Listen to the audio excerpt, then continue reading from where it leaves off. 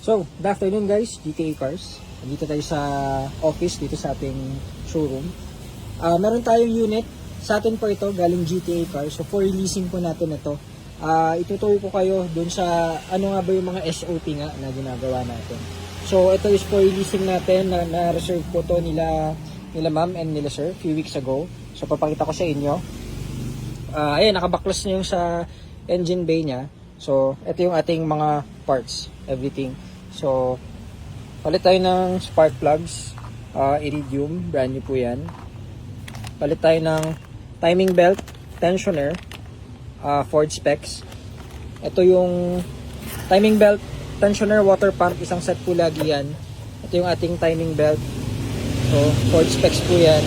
Water pump, brand new, tensioner, brand new. Oil filter at IPPMS na rin natin. Ito na yung ating mga oil.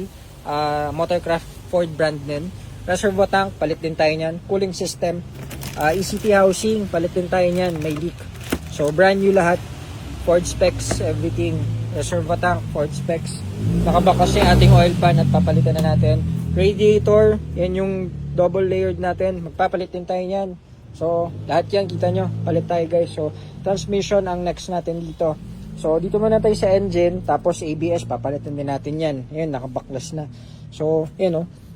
Ito po yung timing belt. Kung makikita nyo, hindi pa siya talaga palitin. So, halos bago pa. May mga markings pa nga yan, no? O, pero dito, palit na rin tayo niyan. Kasi, why not? Kaya naman natin palitan eh. Palit tayo lahat para wala nang isipin yung makakabili. Water pump, kita nyo, may mga molds na. Palit tayo niyan. Ito yung tensioner.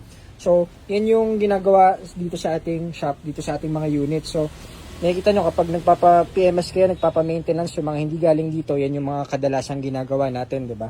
Yan, yung mga pinapalitan. So dito, kapag bumili kayo ng ganyan, Ford Fiesta ito, sedan, automatic, o palit na tayo niyan, wala nang isipin. O ganun ang nabibili yung unit dito. Spark plugs, tingnan nyo naman.